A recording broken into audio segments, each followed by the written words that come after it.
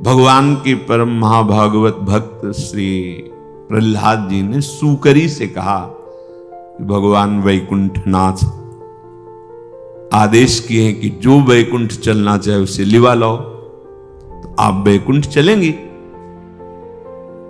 तो उसने कहा कि चल तो सकते, पर ये जो हम पा रहे हैं यहां, ये वहां मिलेगा? बोले ये तो वैकुंठ में नहीं मिलेगा, तो मुझे नहीं जाना। विष्ठा के लिए वैकुंठ का अनादर कर दिया। ऐसी हमारी बुद्धि है, ऐसी ही है। मलमूत्र के शरीर में राग करके भोगों में सुख बुद्धि, तो भगवान को भूल गए। है कि नहीं है? भगवान की महिमा, भगवान का स्वरूप तो पावन हृदय में प्रकाशित होता है। तुमने तो अपने हृदय को मलिन कर लिया है, कैसे तुम्हें समझ में आएगा? दर्पण में भी प्रतिबिंब तभी दिखाई देता है अपने इस पार्थिव शरीर का, जब वो स्वच्छ हो। अगर मलिन है तो दर्पण में सामर्थ्य है, पर वो मलिनता बीच में आने के कारण आप नहीं समझ पाएंगे कि आपका रूप कैसा है। दर्पण स्वच्छ करो तो दिखाई देगा। ऐसी ही मन में सामर्थ्य है दर्पण जैसी। जहां मन निर्मल हुआ तो उसी में भगवान का स्वरूप दिखाई देने लगता है, उसी मन में। बात समझ लो। ये ज्यादा पढ़ी लिखी बातें तभी समझ में आती जब उसका स्वाद लिया जाए। जब तक दर्पण में थोड़ा भी धुंधलापन है तो आपको अनुभव नहीं होगा आपके पार्थिव रूप का। ऐसे थोड़े भी मन में जब तक लोक लोकांतर की चाह रूपी मलिनता है, तब तक भगवान का रूप दर्शन में नहीं आएगा। जहां मन निर्मल हुआ तो उसी में जो हृदय में भगवान बैठे ना, तो वही झलकने लगते हैं। मन भगवान कृष्ण बन जाता है, मन भगवान शिव बन जाता है, मन भगवान हरि हो जाता है। जो आप भाव करोगे वही मन भगवदाकार हो गया, वही प्रभुमय हो गया। अब जहां से मन में वो प्रभु का स्वरूप, तो अब मन नहीं, साक्षात भगवान रह गए, प्रतिबिंब नहीं रह गया। अब तभी भगवान ने कहा इंद्रियाणाम मनश्चास्मि। अगर हम कह दें कि तुम्हारा मन भगवान है तो तुम अनुभव कर पाओगे कितना गंदा निर्णय हमारा अंतःकरण करता है, कितने गंदे भोगों में। क्या भगवान ऐसे हैं? दर्पण है पर ये मल जमा हो गया है। निर्मल मन जन सो मोहि पावा, भगवान कह रहे ना। अब हमारी जितने मनुष्य जन्म की योग्यता है, क्षमता है, वो इस मल को साफ करने के लिए है। हम क्या कर रहे हैं? और ऊपर से लेप कर रहे हैं।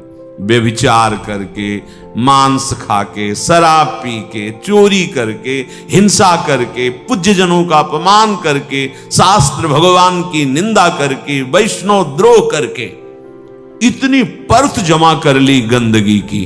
अब हम कहते हैं कि हमें दिखाओ। तो भाई प्राकृतिक वस्तु तो है नहीं, वो तो चिदानंद है, तो उसको चिदानंद नेत्र चाहिए, प्राकृतिक। अब करो आप उपासना तो आपके मानस नेत्र खुले, फिर आप निरख नयन हरिवंश।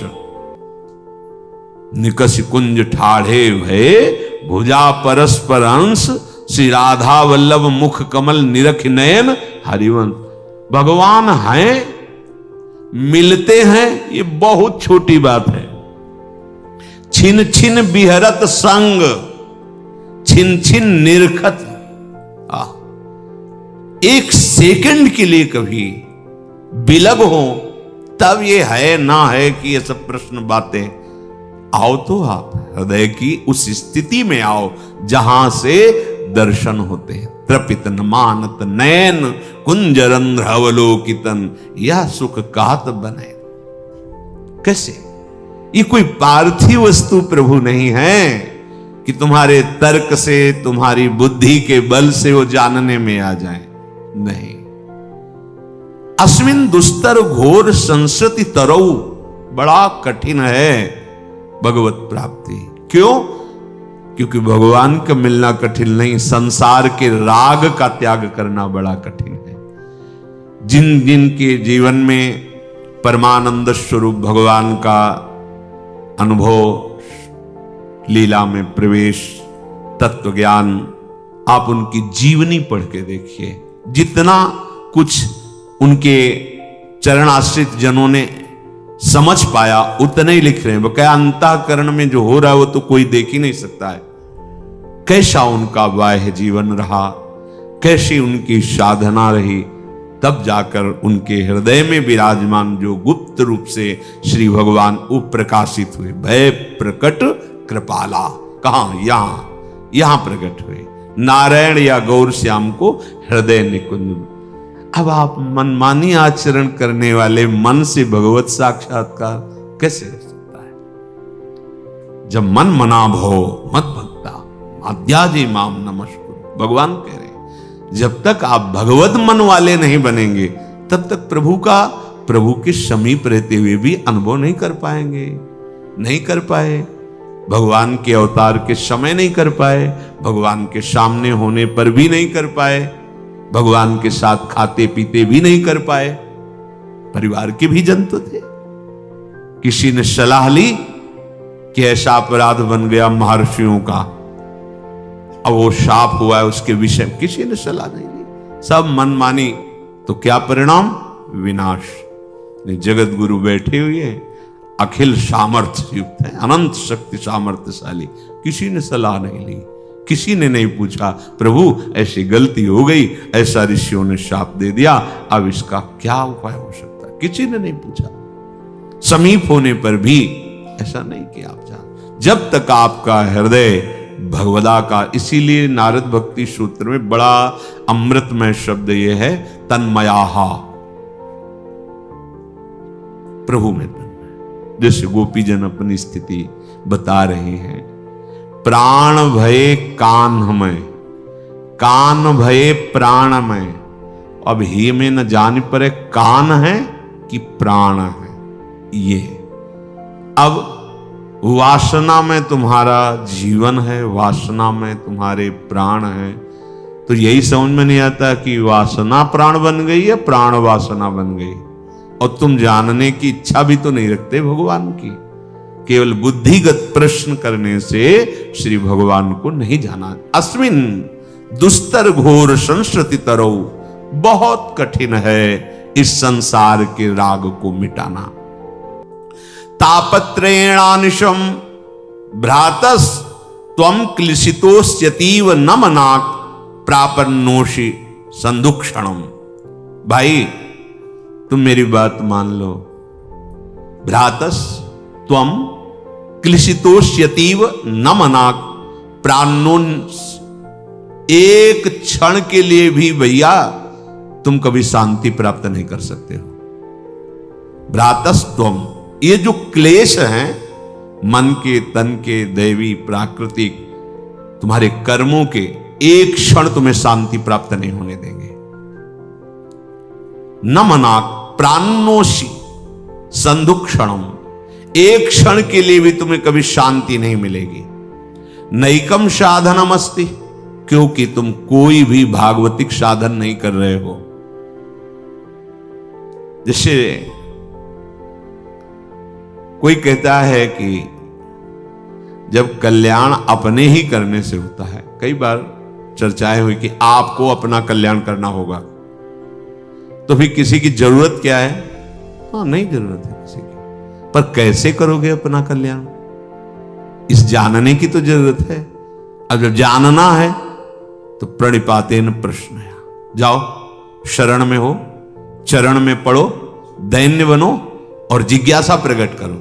फिर तुम्हारी जिज्ञासा वो जब पूर्ण करेंगे तो तुम फिर जान जाओगे। जो साधन बताएं, जो मार्ग बताएं, जो रहनी बताएं, करना आपको ही है, पर क्या करना है आपको पता है?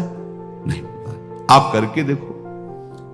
बोले नहीं हम राम राम कहेंगे तो हमारा सब काम बन जाएगा, ये तुम्हारे अंदर किसी के कहने से आया है, किसी के शब्द से आया है, सुना होगा, पढ़ा होगा, वो गुरु ही है जिसके शब्द से हमें ज्ञान हुआ कि राम कृष्ण हरि बोलने से, नाम जपने से मंगल, उसी को मानो, आगे बढ़ो, निकल जाओगे। ऐसा अवहेलनात्मक अभिमान का भाव किसी की नहीं। जब वास्तविक चलोगे ना तो कोई और है ही नहीं, कोई और है ही नहीं दूसरा, वही प्रभु ही प्रभु है। पर ये सब तभी जानने को मिलता है गुरु कृपा ही केवलम। जब सदगुरुदेव भगवान कृपा दृष्टि करते हैं तो उनकी दृष्टि के सहारे हम वहां पहुंच जाते हैं। कहां? जहां हम हैं, जहां हम हैं वही हम पहुंच जाते हैं उनकी दृष्टि से। अज्ञान तिमिरांधस्य ज्ञानांजन शलाकया चक्षुरुन्मीलितम मेन तस्मै श्री गुरुवे नमः। तो कह रहे नैकम साधनम अस्ति, वो तुम्हें साधना ही नहीं मिली जिससे तुम्हें आत्मबोध हो जाए, जिससे तुम्हें प्रेम प्राप्त हो जाए। देखो, शुभ कर्म और भगवत प्राप्ति की साधना में बड़ा अंतर है। प्रायः शुभ कर्म का अनुष्ठान कोई भाग्यशाली ही करता है, तीर्थयाटन करना, दान पुण्य करना, औषधालय को आदि आदि आदि। ये सब करने पर भी अहम, अगर अहम तो वो आपको कुछ लाभ देगा, सांसारिक सुख, लोक लोकांतर के, पर आपका संसार चक्र नहीं छूटेगा। आप कितना दान करेंगे? ऐसे ऐसे दानी हुए हैं जिनकी शास्त्र महिमा गाई है, तो क्या उनको तत्वबोध हो गया? क्या वो भगवत प्रेमी बन गए? क्या शुभ और अशुभ दोनों कर्मों का कर्ता लय हो जाए, ये अलग बात है, ये मार्ग अलग हो गया। शुभ अशुभ दोनों को करने वाला कर्ता ही नहीं बचा। अब स्वरूप बोध होगा, अब भगवत प्रेम होगा। इसलिए नैकम साधन मस्त श्रीपाद कर, वो साधना ही नहीं हो रही जिससे आपको बोध हो।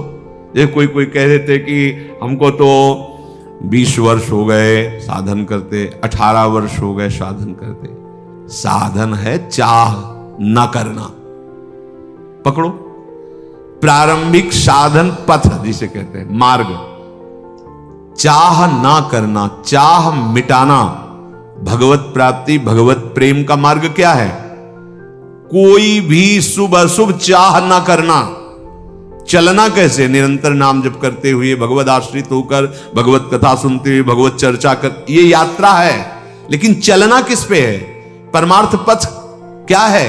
चाह ना करना, कामना मिटाना, चाह रहित होना, ये परमार्थ पथ पे चलना है। तो चले कैसे? कदम है नाम जप करना, नाम कीर्तन करना, भगवत चर्चा सुनना, भगवत चर्चा करना, भगवत सेवा करना, ये हमारी यात्रा चल रही है। अब शुभ कर्म हो रहे हैं और चाह की नवीन नवीन वृत्तियां उत्पन्न हो रही, तो पथिक कहां के हो? जगत के, परमार्थ के नहीं। नैकम साधनम अस्ति, इतना भी कदम नहीं रख पाए अभी परमार्थ पे, क्योंकि चाह रहित होना ये परमार्थ पथ है। अलग अलग मार्ग है ना, ये परमार्थ पथ है। चाह मिटाना, कामना रहित होना, इस मार्ग पे चलना है।